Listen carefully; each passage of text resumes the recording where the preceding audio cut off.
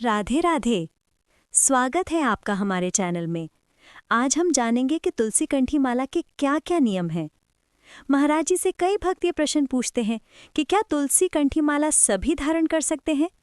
इस प्रश्न पर हमारे महाराज जी कहते हैं कि तुलसी महारानी को सभी धारण कर सकते हैं, लेकिन तुलसी कंठी माला धारण करने के बाद हम कोई अभक्ष पदार्थ ना खाएं, ना ही कोई अभक्ष पेय पिएं।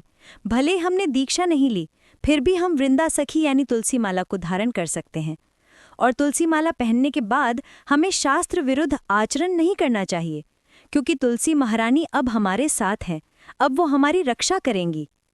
तुलसी महारानी को धारण करने के बाद हम कुछ भी खाते हैं तो वो हमारे गले से नीचे जाने के बाद प्रसाद हो जाता है।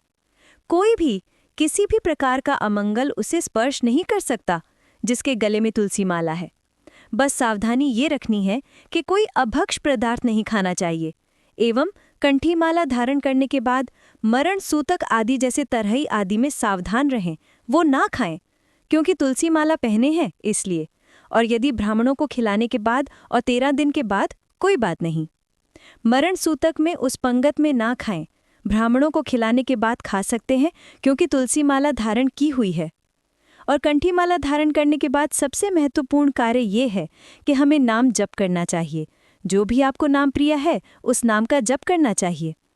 तुलसी माला पहनने के बाद हम भगवान के दास होते हैं, इसलिए हर समय हम उनकी नज़र में रहते हैं। ये कंठी माला धारण केवल प्रभु के लिए ही की जाती है। तुलसी धारण करने के बाद यह भाव रखना चाहिए कि मैं हरि का दास हूँ। ये कंठी इसी का प्रतीक है।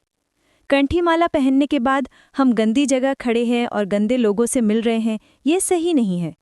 कंठी माला धारण करने के बाद हमें पूर्ण रूप से पवित्र रहना चाहिए और ना कोई गंदे आचरण करे, गंदा भोजन न खाए और खूब नाम जप करें, क्योंकि अब हम प्रभु की शरण में हैं, उनकी नज़र में हैं और हमें कंठी माला धारण करनी ही चाहिए। और ये मनुष्य जन्म मिला ही प्रभु को रिझाने के लिए, इसलिए इन नियमों का पालन कर सकते हैं तो तुलसी माला धारण करें। जानकारी अच्छी लगी हो तो राधे राधे ज़रूर लिखें।